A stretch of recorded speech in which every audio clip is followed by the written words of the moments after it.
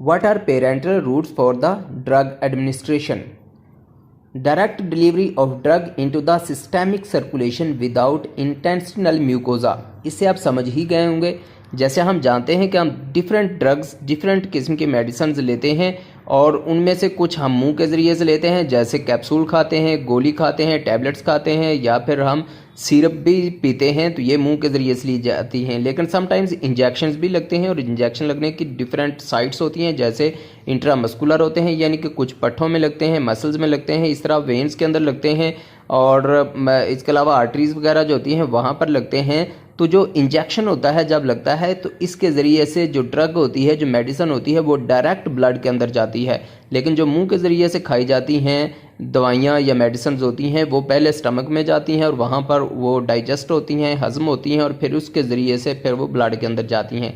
लेकिन जब इंजेक्शन लगता है तो डायरेक्ट ब्लड के अंदर मेडिसिन चली जाती है। तो ये जो इंजेक्शन के ज़रिए से ब्लड के अंदर डायरेक्ट मेडिसिन जाती है, ऐसे जो रूट्स होते हैं, ऐसे तरीक़ाकार को हम पेरेंटल रूट्स कहते हैं। तो there are different sides of the parental routes, different procedures of the parental routes. Injection लगाने के डिफरेंट प्रोसीजर्स होते हैं। मीन्स इंट्राडर्मल, जो स्किन के अंदर इंजेक्शन लगाए जाते हैं, उनको हम इंट्राडर्मल इंजेक्शंस कहते हैं। Subcutaneous means into the subcutaneous tissues. Intramuscular means into the muscles, skeletal muscles. Intravenous means into the veins. Intra-arterial means into the arteries. Intrathecal means cerebrospinal fluid. Cerebrospinal fluid mean ऐसा fluid होता है जो कि brain और spinal cord में पाया जाता है। इस तरह इंट्रापेरिटोनियल मीन्स पेरिटोनियल कैविटी, जो कि गट या पेट वाली साइड पे पाई जाती है। इस तरह intra articular means synovial fluids. Synovial fluids यानी जॉइंट्स वगैरह से रिलेटेड होते हैं। Advantages and disadvantages of the parenteral route. The IV route is the fastest method for delivering systemic drugs. Sometimes आपको पता है कि पेशेंट जो मरीज़ होते हैं वो बहुत क्रिटिकल कंडीशन में होते हैं, एमरजेंसी सिचुएशन में होते हैं, वो कुछ खा भी नहीं सकते, तो बेहोश होते हैं या कुछ भी उनके साथ मसले होते हैं, तो उनको फिर डायरेक्ट इंजेक्शंस के ज़रिए से मेडिसिन दी जाती हैं। इंट्रावीनस यानी कि इससे डायरेक्ट ब्लड के अंदर ड्रग जाती है, मेडिसिन जाती है, जिसकी वजह से उनको ताकत मिलती है।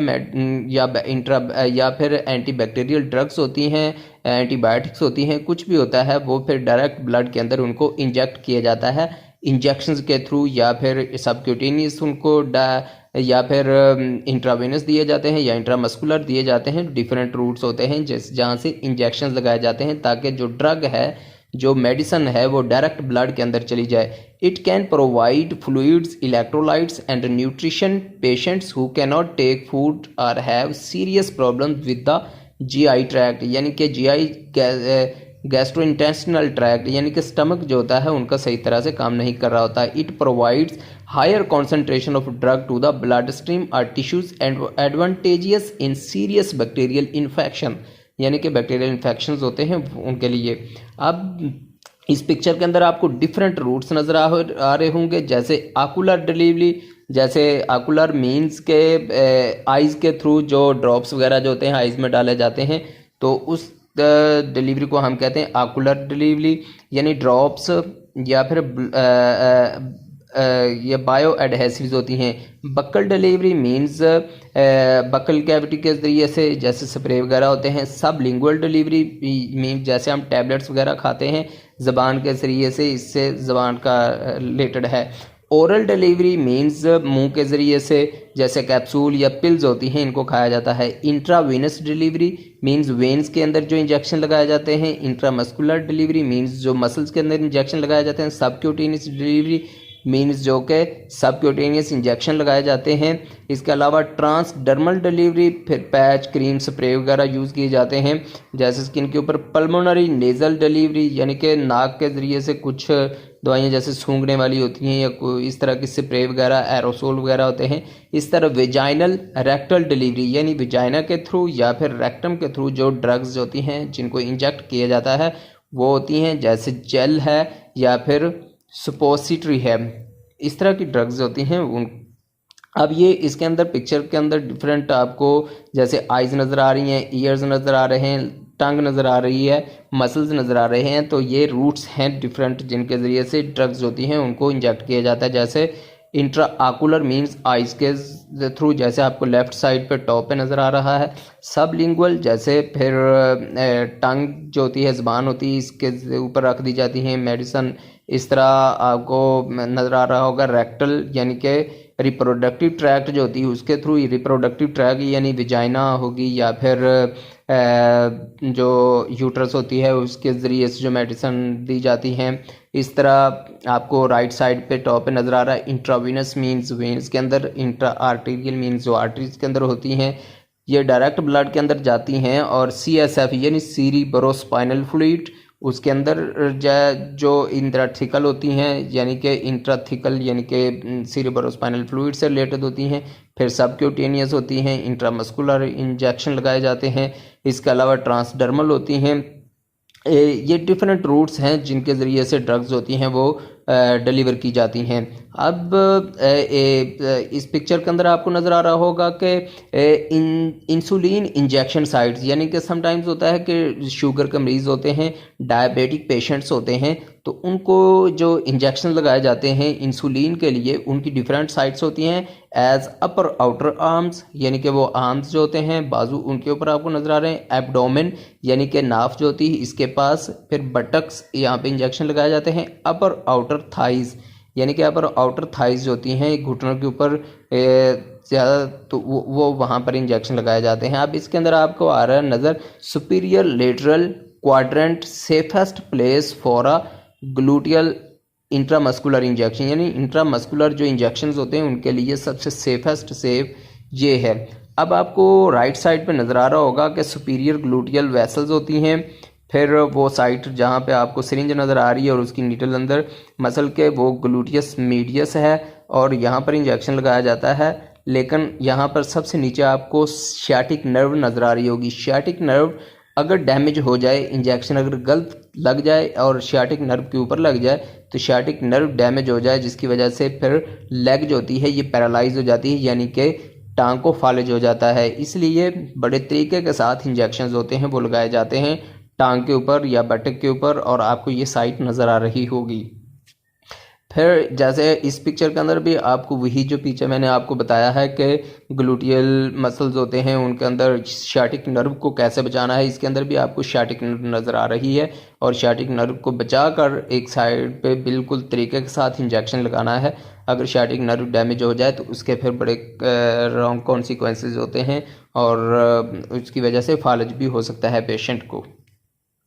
अब ये बच्चा जो है इसकी नज़र आ रहा है पिक्चर के अंदर के इसके ग्रेटर ट्रोकेंटर है, फिर इंजेक्शन साइट 1 है, इंजेक्शन साइट 2 है, यानी कि इंजेक्शन साइट 1 या इंजेक्शन साइट 2 यहाँ पर आप इंजेक्शन लगा सकते हैं। ये मसल्स की ज़बरदस्त जगह हैं और यहाँ पे काफ़ी ज़्यादा मसल्स होते हैं, इसलिए आप यहाँ पर इंजेक्शन लगा सकते हैं और ये सही तरीका आप इसको अच्छी तरह से नोट कर सकते हैं। सबक्यूटेनियस इंजेक्शंस कैसे लगाए जाते हैं आपको पता है, सबसे ऊपर डर्मस होती है, फिर नीचे एपिडर्मस और उसके बाद सबक्यूटेनियस आती है। सबक्यूटेनियस इंजेक्शन जब लगाया जाता है तो ये समझें कि बाजू के ऊपर या कहाँ भी जहाँ भी आप सबक्यूटेनियस इंजेक्शन लगा रहे हैं तो आप 45 डिग्री का एंगल बनाते हैं सिरिंज के साथ। 45 डिग्री के एंगल से जो नीडल होती है वो इंजेक्ट की जाती है अंदर बॉडी के अंदर और वो सबक्यूटेनियस इंजेक्शन लगाया जाता है। फिर डिफरेंट इसके अंदर भी पिक्चर के अंदर correct place to give shot in the rear and correct place to give shot in the deltoid muscle, तो ये एक्रोमियन आपको राइट साइड पर नज़र आया, फिर डेल्टॉइड मसल्स नज़र आए। डेल्टॉइड मसल्स जहाँ पर हैं यानी कि ये आपको ज़्यादातर जो नज़र आ रहा होगा कि बच्चों को जब इंजेक्शन लगाए जाते हैं छोटे जो वैक्सीनेटेड होते हैं वैक्सीन के लिए, तो वो साइट्स जो होती हैं इस तरह की होती हैं। लेवल ऑफ आर्म पिट नज़र आ रहा है, इंजेक्शन साइट, तो यहाँ पर अक्सर लोगों को निशान भी बने होते हैं, तो ये आपको नज़र आ रहा होगा, आप इसको नोट कर सकते हैं। इंट्रामस्कुलर इंजेक्शन, इंट्रामस्कुलर इंजेक्शन जब लगाया जाता है तो बिल्कुल डायरेक्ट नीडल जो होती है वो मतलब 90 डिग्री पे इंजेक्ट की जाती है बॉडी के अंदर, यानी कि सबसे पहले आपको पता है कि डर्मस आता है, फिर अगर बॉडी की देखा जाए तो सबसे पहले डर्मस, फिर एपिडर्मस, फिर सबक्यूटेनियस और आखिर पे जाके फिर मसल्स आते हैं। और जब मसल के अंदर इंजेक्शन लगाना है तो सुई जो होती है, नीडल जो होती है, वो काफ़ी अंदर घुसानी पड़ती है। इसलिए आप देख सकते हैं कि ये 90 डिग्री पे जब नीडल जाएगी तो ये मसल तक पहुंचेगी। इसलिए जब इंट्रामस्कुलर इंजेक्शन लगाया जाता है तो 90 डिग्री पे सुई नीडल जो होती है वो इंजेक्ट की जाती है। फिर इंजेक्शन टेक्निक, ये देखो जैसे मैंने आपको बताया कि पीछे जैसे सबक्यूटेनियस के लिए 45 डिग्री का एंगल बनाया जाता है, इंट्रामस्कुलर इंजेक्शन लगाने के लिए 90 डिग्री यानी डायरेक्ट मसल जैसे आपको लेफ्ट साइड पे नज़र आ रहा है। फिर उसके साथ सबक्यूटेनियस के लिए 45 डिग्री। फिर इंट्राविनस जब इंजेक्शन लगाया जाता है तो आपको पता है कि वेन आ जाती है। और फिर इंट्राडर्मल जब इंजेक्शन लगाया जाता है तो एपिडर्मस यानी स्किन जो होती है उसके अंदर, तो उसके लिए आपको 10 to 15 डिग्री का एंगल बनाना पड़ता है और इंट्रावेनस के लिए 25 डिग्री का एंगल बनाना पड़ता है।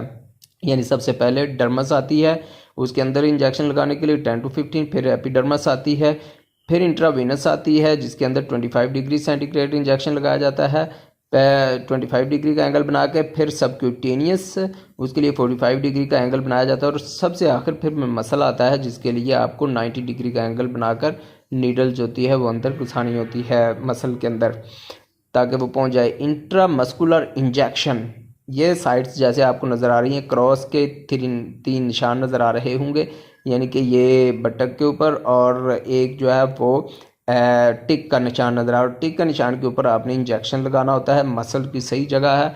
और यहाँ पर देख लो 90 डिग्री का एंगल बना हुआ है और 90 डिग्री पे आपको जो नीडल होती है वो गुजारनी होती है मसल तक ताकि पहुँच जाए। डर्मस से, इंट्राडर्मस से, सबक्यूटेनियस से होकर फिर वो मसल तक नीडल पहुँचती है।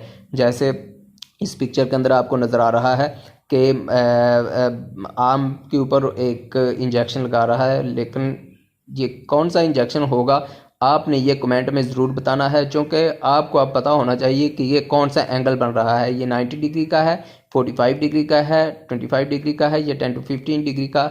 ये एंगल को देकर आपने बताना है कमेंट के अंदर कि ये इंजेक्शन कौन सा है, यानी इंट्रामस्कुलर है, सबक्यूटेनियस है, या इंट्रावीनस है, ये कौन सा इंजेक्शन है।